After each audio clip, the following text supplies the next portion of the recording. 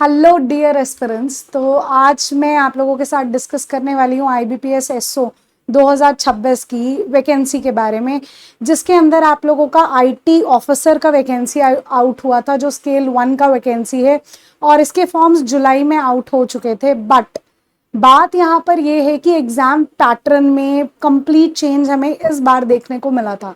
तो बस वही डिस्कशन कर लेते हैं, बिकॉज अगस्त में we are expecting the exam. तो एक्चुअली प्री एंड मेंस दोनों में कंप्लीटली चेंज्ड मिला है हमको एग्जाम पैटर्न। तो देखें पिछले बार कैसा एग्जाम पैटर्न था और अब क्या बदलाव हुए हैं। चलिए इन दोनों बातों को जान लेते हैं कि प्री और मेंस में एक्चुअल में क्या चेंज हुआ है सिलेबस से रिलेटेड। ओके, तो अगर हम इस वैकेंसी की बात करें तो बहुत अच्छी वैकेंसी है, पे स्केल बहुत बढ़िया है, परमानेंट जॉब है, इससे बढ़िया कंप्यूटर वालों को जॉब मिल नहीं सकती है एक्चुअल में। अगर आप लोगों ने फॉर्म्स भरे हैं तो बहुत बढ़िया बात है। तो ये स्केल 1 की जॉब है, IBPS के द्वारा निकाली गई थी।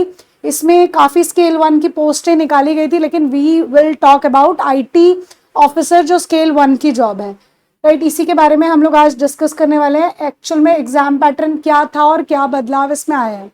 डियर स्टूडेंट्स, अगर आप लोगों ने ये फॉर्म्स फिल किए हैं तो do comment me in the comment box कि आप लोग ये वाला एग्जाम देने जा रहे हैं। प्लीज कमेंट करिएगा मुझे कमेंट बॉक्स में।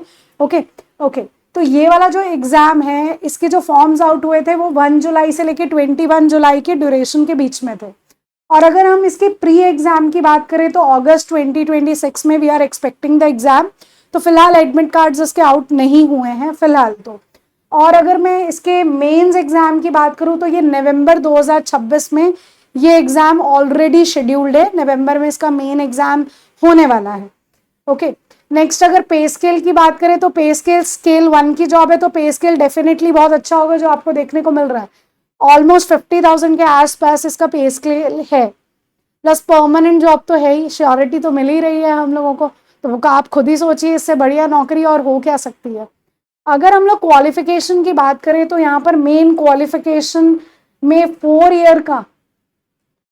ईयर इंजीनियरिंग मांगी हुई थी, मतलब 4 ईयर की डिग्री मांगी हुई थी। तो अगर BCA वाले स्टूडेंट्स कहते हैं we are also eligible for this exam, no, BCA वाले तो एलिजिबल थे नहीं इसमें, ठीक है। MCA वाले एलिजिबल थे, उन लोगों ने फॉर्म्स डेफिनेटली फिल आउट करे होंगे, और BTech स्टूडेंट भी एलिजिबल थे, 4 साल वाली डिग्री इसमें मांगी हुई थी। ओके, नेक्स्ट बात एक्चुअल में यहाँ पर क्या है कि बहुत सारे एग्जाम्स में इस साल आप लोगों ने टीचिंग वाले एग्जाम्स बहुत सारे देखे, KVS, EMRS, LT ग्रेड जैसे बहुत सारे टीचिंग एग्जाम्स निकले। उन सभी एग्जाम्स के अंदर इस साल डिस्क्रिप्टिव पेपर ने जगह बनाई, और यहाँ पर भी पैटर्न चेंज हुआ, और यहाँ पर भी डिस्क्रिप्टिव है, लेकिन डिस्क्रिप्टिव यहाँ पर इंग्लिश का मिलेगा। हमारे कंप्यूटर सब्जेक्ट का डिस्क्रिप्टिव नहीं है, वो ऑप्शनल ही है, ऑप्शन वाला ही, ऑब्जेक्टिव टाइप्स वाला ही क्वेश्चंस आ रहे हैं, बट इंग्लिश का डिस्क्रिप्टिव पेपर है। अगर हम लोग सिलेबस की बात करें तो सिलेबस के अंदर क्या क्या टॉपिक्स इंक्लूड हो रहे हैं कंप्यूटर के, तो इसमें डाटाबेस मैनेजमेंट सिस्टम, तो DBMS तो वैसे भी कोर है, मतलब सब्जेक्ट तो वही कोर वाले ही हैं जो DBMS के हम वैसे भी MCA में और BTech में पढ़ते हैं, वही सब्जेक्ट्स हैं।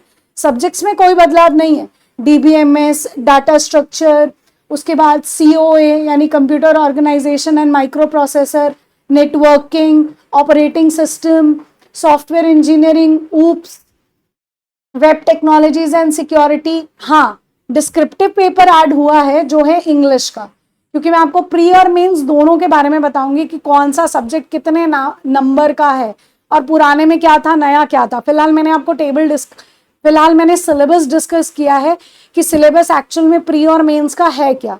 बस मेंस के अंदर ये डिस्क्रिप्टिव इंग्लिश का पेपर इन्होंने ऐड किया है। 2 क्वेश्चन आने वाले हैं 12.5 नंबर के। तो चलिए इसी पर बात करते हैं कि एक्चुअल में प्री का एग्जाम पैटर्न में इन्होंने क्या बदलाव एक्चुअल में किया है। देखिए, पहले की अगर मैं बात करूं तो पहले हमें ये सब्जेक्ट देखने को मिलते थे जो जर्नल एग्जाम्स में हमें देखने को मिलते हैं बैंकिंग के, जैसे इंग्लिश है, रीजनिंग है, क्वांट है, ये हमें सभी बैंकिंग एग्जाम्स में देखने को मिलते हैं, और यहाँ SO वाले में भी देखने को मिलते थे। लेकिन यहाँ पर एक और चीज इन्होंने ऐड ऑन की कि प्री के एग्जाम में इन्होंने प्रोफेशनल नॉलेज रख दिया। और प्रोफेशनल नॉलेज के अगर नंबर ऑफ क्वेश्चंस की बात करें तो 25 क्वेश्चन है, और मार्क्स देखो तो 50 हैं, यानी 2 नंबर का एक सवाल आने वाला है। उसके बाद बाकी सेम ही है, इंग्लिश, रीजनिंग एंड क्वांट आपको देखने को मिलेंगे 25-25 क्वेश्चन ईच के, और सब एक एक नंबर के हैं, तो 25-25-25 इनके मैक्सिमम मार्क्स हैं। साथ में टाइम मैनेजमेंट तो हमें बैंकिंग में वैसे भी चाहिए, जो ऊपर घड़ी घूमती है ना, उसकी मैनेजमेंट तो हम लोगों को करनी है और एक्यूरेसी बनानी ही है। टाइम मैनेजमेंट करना सीख गए तो पेपर क्वालिफाई हो जाता है, आधी जंग तो हम वैसे ही जीत जाते हैं अगर हम टाइम मैनेजमेंट करना सीख जाते हैं, सीधी सी ये बात रहती है बैंकिंग एग्जाम्स में। नहीं तो आते हुए सवाल भी रह जाते हैं हमारे, राइट। तो टाइम मैनेजमेंट सीखना वैसे भी बैंकिंग एग्जाम्स में बहुत जरूरी है। चलिए, तो अब वैसे तो ये पूरा का पूरा मैक्सिमम मार्क्स 125 है, 125 का आपका प्री एग्जाम होने वाला है, जिसके लिए आपको 80 मिनट का टाइम दिया जाएगा।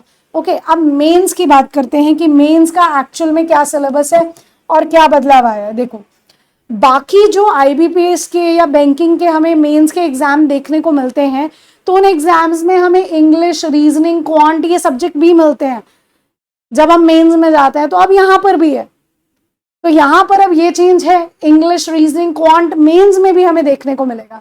और बाकी आपका एग्जाम के अंदर प्रोफेशनल नॉलेज तो आनी ही है, लेकिन वो कंप्यूटर डिस्क्रिप्टिव नहीं है, डिस्क्रिप्टिव एड ऑन हुआ है लेकिन कंप्यूटर आपका सब्जेक्ट नहीं, वो ऑब्जेक्टिव ही है।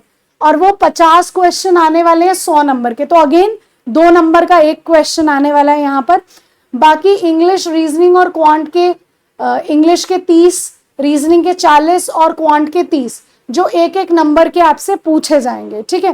पेपर जो डिस्क्रिप्टिव एड ऑन हुआ है वो इंग्लिश का है, जिसके अंदर 2 सवाल आएंगे, ठीक है, और जिनके मार्क्स है 25, यानी 12.5 नंबर का एक सवाल आपसे पूछा जाने वाला है।